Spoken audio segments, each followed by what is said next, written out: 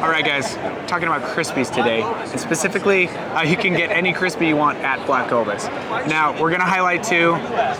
Jake, I ran this new Altitude for early fall into probably like mid-October this last year, and it is a freaking powerhouse. Yeah. So what is this shoe? So basically it's a partial synthetic, partial leather. It's gonna have a little bit of leather on the outside, but really just for abrasion resistance. What's cool about this is that it's super lightweight for having a really good structure down below. It's got a polyurethane midsole, a Vibram outsole, and usually with a light boot, you're gonna be looking at the Thor, the Laponia, and something that has an EVA foam midsole that's gonna compress over time.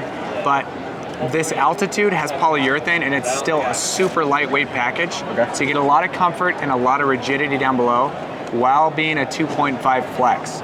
I mean, it's kind of like a paradox with this boot for me, but it's super rad. If you haven't gotten in it, at least test it out because it's really cool. So the one thing I'll tell you, this toe box for me, I don't know what it is, but this shoe is like super comfortable. Yeah. So like hiking, shooting at the range, anything with like a light pack, like this shoe I love. So this thing is very comfortable. The way that this laces up is kind of interesting. So it's not like a typical shoe. Honestly, the lacing system is pretty cool because it goes down so low. That means really, I mean, with a lot of boots, most of the time it's kind of midway up the foot and then through the ankle and lower leg.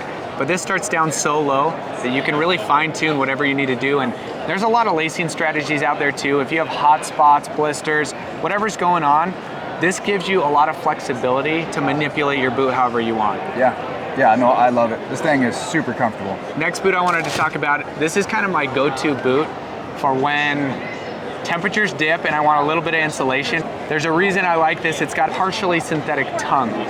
So while this has 200 grams of insulation, it's gonna be able to dump heat extremely well.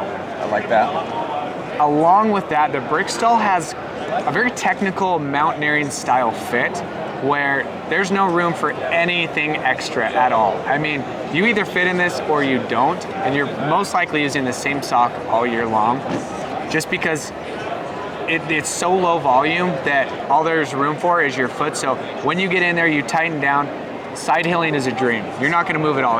I refer to it like a ski boot a lot of the time. Yeah. Just because your heel's locked in, your foot's locked in every single place, that it really is an awesome boot.